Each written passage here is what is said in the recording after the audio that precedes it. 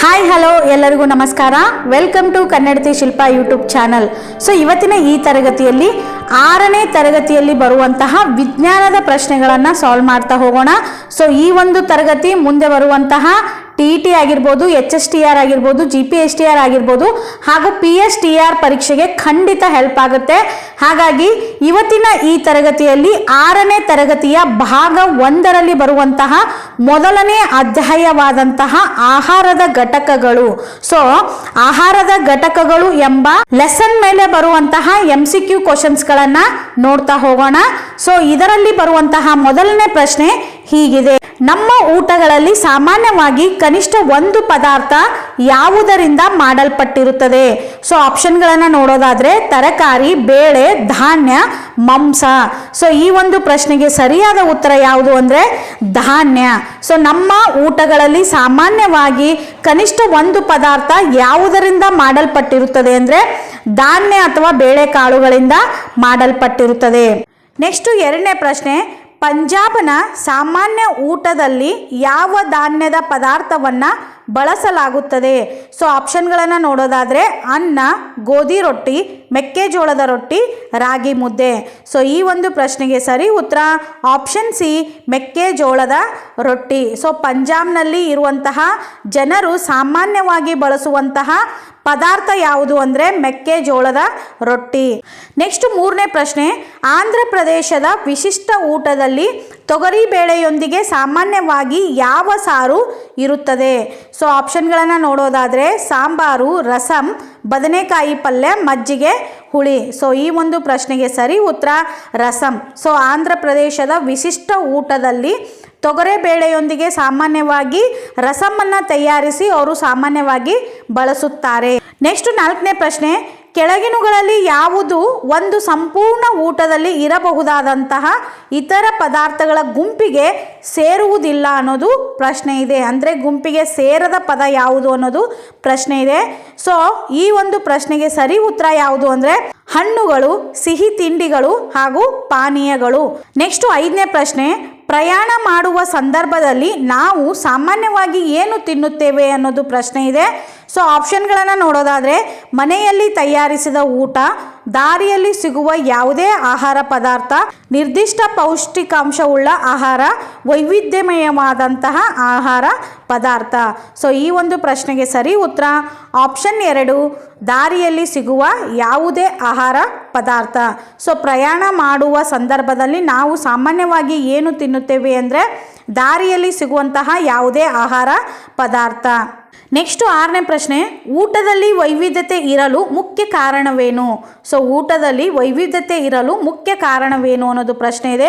So ಆಪ್ಷನ್ಗಳನ್ನು ನೋಡೋದಾದರೆ ರುಚಿಯನ್ನು ಹೆಚ್ಚಿಸುವುದು, ಕಣ್ಣಿಗೆ ಆಕರ್ಷಕವಾಗಿ ಕಾಣುವುದು, ದೇಹಕ್ಕೆ ಅಗತ್ಯವಾದ ಪೋಷಕಾಂಶಗಳನ್ನು ಒದಗಿಸುವುದು, ಇನ್ನು ಸಂಸ್ಕೃತಿಯನ್ನು ಬಿಂಬಿಸುವುದು ಅನ್ನೋದು ಪ್ರಶ್ನೆ ಇದೆ. ಸೊ ಈ ಒಂದು ಪ್ರಶ್ನೆಗೆ ಸರಿ ಉತ್ತರ ಆಪ್ಷನ್ ಸಿ, ದೇಹಕ್ಕೆ ಅಗತ್ಯವಾದ ಪೋಷಕಾಂಶಗಳನ್ನು ಒದಗಿಸುವುದು. ಸೊ ಊಟದಲ್ಲಿ ವೈವಿಧ್ಯತೆ ಇರಲು ಮುಖ್ಯ ಕಾರಣವೇನು ಅಂದರೆ ನಮಗೆ ದೇಹಕ್ಕೆ ಅಗತ್ಯವಾದಂತಹ ಪೋಷಕಾಂಶಗಳನ್ನು ಒದಗಿಸುವುದಾಗಿರುತ್ತದೆ. ನೆಕ್ಸ್ಟ್ 7ನೇ ಪ್ರಶ್ನೆ: ನಮ್ಮ ದೇಹಕ್ಕೆ ಶಕ್ತಿಯನ್ನು ಒದಗಿಸುವಂತಹ ಮುಖ್ಯ ಪೋಷಕಾಂಶಗಳು ಯಾವುವು? ನಮ್ಮ ದೇಹಕ್ಕೆ ಶಕ್ತಿಯನ್ನು ಒದಗಿಸುವಂತಹ ಮುಖ್ಯ ಪೋಷಕಾಂಶಗಳು ಯಾವುವು? ಸೊ ಆಪ್ಷನ್ಗಳನ್ನು ನೋಡೋದಾದರೆ ವಿಟಮಿನ್ ಮತ್ತು ಖನಿಜಗಳು, ಕಾರ್ಬೋಹೈಡ್ರೇಟ್ಗಳು ಮತ್ತು ಕೊಬ್ಬುಗಳು, ಪ್ರೋಟೀನ್ಗಳು ಮತ್ತು ನೀರು, ನಾರು ಮತ್ತು ವಿಟಮಿನ್ಗಳು. ಸೊ ಈ ಒಂದು ಪ್ರಶ್ನೆಗೆ ಸರಿ ಉತ್ತರ ಆಪ್ಷನ್ ಬಿ, ಕಾರ್ಬೋಹೈಡ್ರೇಟ್ಗಳು ಮತ್ತು ಕೊಬ್ಬುಗಳು. ಸೊ ನಮ್ಮ ದೇಹಕ್ಕೆ ಬೇಕಾಗಿರುವಂತಹ ಶಕ್ತಿಯನ್ನು ಒದಗಿಸುವಂತಹ ಮುಖ್ಯ ಪೋಷಕಾಂಶಗಳು ಯಾವುವು ಅಂದರೆ ಕಾರ್ಬೋಹೈಡ್ರೇಟ್ಗಳು ಮತ್ತು ಕೊಬ್ಬುಗಳು. ನೆಕ್ಸ್ಟ್ 8ನೇ ಪ್ರಶ್ನೆ: ದೇಹದ ಬೆಳವಣಿಗೆಗೆ ಮತ್ತು ದುರಸ್ತಿಗೆ ಸಹಾಯ ಮಾಡುವಂತಹ ಪೋಷಕಾಂಶ ಯಾವುದು? ಸೊ ಆಪ್ಷನ್ಗಳನ್ನು ನೋಡೋದಾದರೆ ಕಾರ್ಬೋಹೈಡ್ರೇಟ್ಗಳು, ಕೊಬ್ಬುಗಳು, ಪ್ರೋಟೀನ್ಗಳು, ವಿಟಮಿನ್ಗಳು. ಸೊ ಈ ಒಂದು ಪ್ರಶ್ನೆಗೆ ಸರಿ ಉತ್ತರ ಪ್ರೋಟೀನ್ಗಳು. ಸೊ ದೇಹದ ಬೆಳವಣಿಗೆಗೆ ಮತ್ತು ದುರಸ್ತಿಗೆ ಸಹಾಯ ಮಾಡುವಂತಹ ಪೋಷಕಾಂಶ ಯಾವುದು ಅಂದರೆ ಪ್ರೋಟೀನ್ಗಳು. ನೆಕ್ಸ್ಟ್ 9ನೇ ಪ್ರಶ್ನೆ: ರೋಗಗಳಿಂದ ನಮ್ಮನ್ನು ರಕ್ಷಿಸಲು ಸಹಾಯ ಮಾಡುವಂತಹ ಪೋಷಕಾಂಶಗಳು ಯಾವುವು? ರೋಗಗಳಿಂದ ನಮ್ಮನ್ನು ರಕ್ಷಿಸಲು ಸಹಾಯ ಮಾಡುವಂತಹ ಪೋಷಕಾಂಶಗಳು ಯಾವುವು? ಸೊ ಆಯ್ಕೆಗಳನ್ನು ನೋಡೋದಾದರೆ ಕಾರ್ಬೋಹೈಡ್ರೇಟ್ಗಳು, ಕೊಬ್ಬುಗಳು, ಪ್ರೋಟೀನ್ಗಳು, ವಿಟಮಿನ್ ಮತ್ತು ಖನಿಜಗಳು. ಸೊ ಈ ಒಂದು ಪ್ರಶ್ನೆಗೆ ಸರಿ ಉತ್ತರ ವಿಟಮಿನ್ಗಳು ಮತ್ತು ಖನಿಜಗಳು. ಸೊ ರೋಗಗಳಿಂದ ನಮ್ಮನ್ನು ರಕ್ಷಿಸಲು ಸಹಾಯ ಮಾಡುವಂತಹ ಪೋಷಕಾಂಶಗಳು ಯಾವುವು ಅಂದರೆ ವಿಟಮಿನ್ಸ್ ಮತ್ತು ಖನಿಜಗಳು. ನೆಕ್ಸ್ಟ್ 10ನೇ ಪ್ರಶ್ನೆ, ಆಹಾರದಲ್ಲಿನ ನಾರಿನಂಶದ ಮುಖ್ಯ ಕಾರಣವೇನು? ಆಹಾರದಲ್ಲಿನ ನಾರಿನಂಶದ ಮುಖ್ಯ ಕಾರ್ಯವೇನು? ಸೊ ಆಪ್ಷನ್ಗಳನ್ನು ನೋಡೋದಾದರೆ ಶಕ್ತಿಯನ್ನು ಒದಗಿಸುವುದು, ಆಪ್ಷನ್ ಬಿ ದೇಹದ ಬೆಳವಣಿಗೆಗೆ ಸಹಾಯ ಮಾಡುವುದು, ಆಪ್ಷನ್ ಸಿ ಜೀರ್ಣಕ್ರಿಯೆಗೆ ಸಹಾಯ ಮಾಡುವುದು, ಆಪ್ಷನ್ ಡಿ ರೋಗಗಳಿಂದ ರಕ್ಷಿಸುವುದು. ಸೊ ಈ ಒಂದು ಪ್ರಶ್ನೆಗೆ ಸರಿ ಉತ್ತರ ಜೀರ್ಣಕ್ರಿಯೆಗೆ ಸಹಾಯ ಮಾಡುವುದು. ಸೊ ಆಹಾರದಲ್ಲಿನ ನಾರಿನಂಶದ ಮುಖ್ಯ ಕಾರ್ಯವೇನು ಅಂದರೆ ಜೀರ್ಣಕ್ರಿಯೆಗೆ ಬೇಕಾಗುವಂತಹ ಸಹಾಯವನ್ನು ಒದಗಿಸುವುದೇ ನಾರಿನಂಶದ ಮುಖ್ಯ ಕಾರ್ಯವಾಗಿದೆ. ನೆಕ್ಸ್ಟ್ 11ನೇ ಪ್ರಶ್ನೆ, ಯಾವ ಪೋಷಕಾಂಶವು ನಮ್ಮ ದೇಹದ ತೂಕದ ಬಹುಪಾಲು ಭಾಗವನ್ನು ಹೊಂದಿದೆ? ಸೊ ಆಪ್ಷನ್ಗಳನ್ನು ನೋಡೋದಾದರೆ ಪ್ರೋಟೀನ್ಗಳು, ಕೊಬ್ಬುಗಳು, ನೀರು, ಖನಿಜಗಳು. ಸೊ ಈ ಒಂದು ಪ್ರಶ್ನೆಗೆ ಸರಿ ಉತ್ತರ ಆಪ್ಷನ್ ಸಿ ನೀರು. ಸೊ ಯಾವ ಪೋಷಕಾಂಶವು ನಮ್ಮ ದೇಹದ ತೂಕದ ಬಹುಪಾಲು ಭಾಗವನ್ನು ಹೊಂದಿದೆ ಅಂದರೆ ನೀರು. ನೆಕ್ಸ್ಟ್ 12ನೇ ಪ್ರಶ್ನೆ, ಕಾರ್ಬೋಹೈಡ್ರೇಟ್ಗಳ ಮುಖ್ಯ ಮೂಲಗಳು ಯಾವುವು? ಕಾರ್ಬೋಹೈಡ್ರೇಟ್ಗಳ ಮುಖ್ಯ ಮೂಲಗಳು ಯಾವುವು?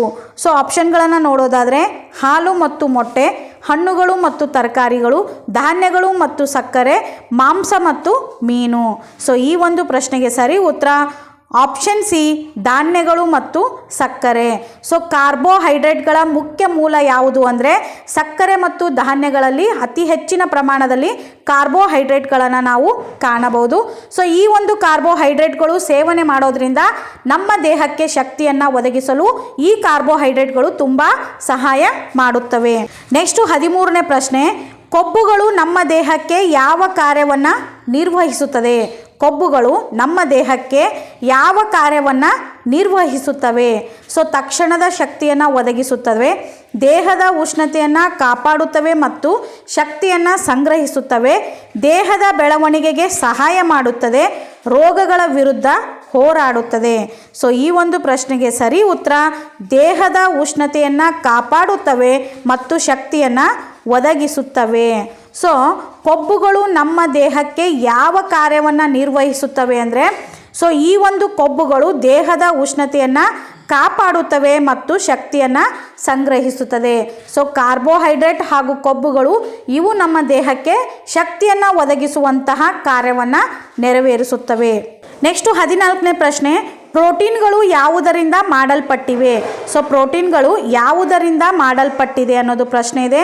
ಸೊ ಆಯ್ಕೆಗಳನ್ನು ನೋಡೋದಾದರೆ ಸಕ್ಕರೆ ಅಣುಗಳು, ಕೊಬ್ಬಿನಾಮ್ಲಗಳು, ಅಮೈನೋ ಆಮ್ಲಗಳು, ಖನಿಜ ಲವಣಗಳು.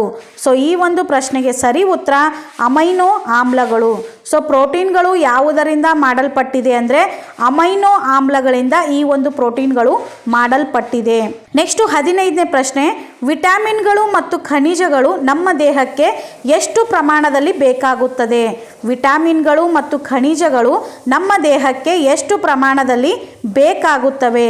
ಸೊ ಆಪ್ಷನ್ಗಳನ್ನು ನೋಡೋದಾದರೆ ಹೆಚ್ಚಿನ ಪ್ರಮಾಣದಲ್ಲಿ, ಮಧ್ಯಮ ಪ್ರಮಾಣದಲ್ಲಿ, ಕಡಿಮೆ ಪ್ರಮಾಣದಲ್ಲಿ, ಯಾವುದೇ ಪ್ರಮಾಣದಲ್ಲಿ ಬೇಕಾಗುವುದಿಲ್ಲ. ಸೊ ಈ ಒಂದು ಪ್ರಶ್ನೆಗೆ ಸರಿ ಉತ್ತರ ಆಪ್ಷನ್ ಸಿ ಕಡಿಮೆ ಪ್ರಮಾಣದಲ್ಲಿ.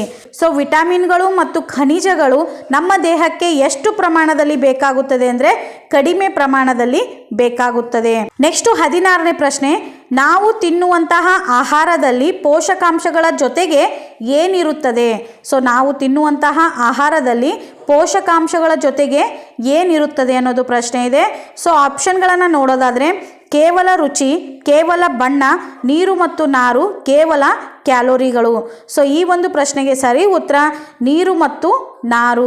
ನೆಕ್ಸ್ಟ್ 17ನೇ ಪ್ರಶ್ನೆ, ಆಹಾರ ಪಿರಾಮಿಡ್ನಲ್ಲಿ ತಳಭಾಗದಲ್ಲಿ ಯಾವ ಆಹಾರ ಗುಂಪು ಇರುತ್ತದೆ?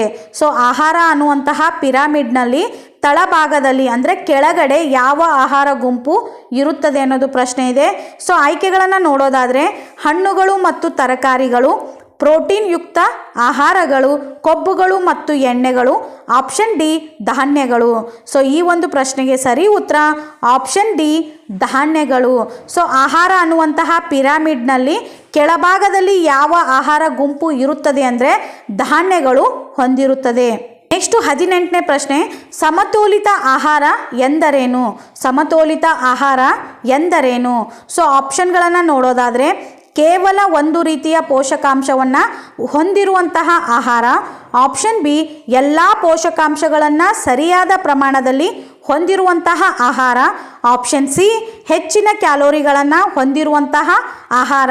ಆಪ್ಷನ್ ಡಿ ಕಡಿಮೆ ಕೊಬ್ಬಿನಾಂಶವನ್ನು ಹೊಂದಿರುವಂತಹ ಆಹಾರ. ಸೊ ಈ ಒಂದು ಪ್ರಶ್ನೆಗೆ ಸರಿಯಾದ ಉತ್ತರ ಆಪ್ಷನ್ ಬಿ ಎಲ್ಲ ಪೋಷಕಾಂಶಗಳನ್ನು ಸರಿಯಾದ ಪ್ರಮಾಣದಲ್ಲಿ ಹೊಂದಿರುವಂತಹ ಆಹಾರ.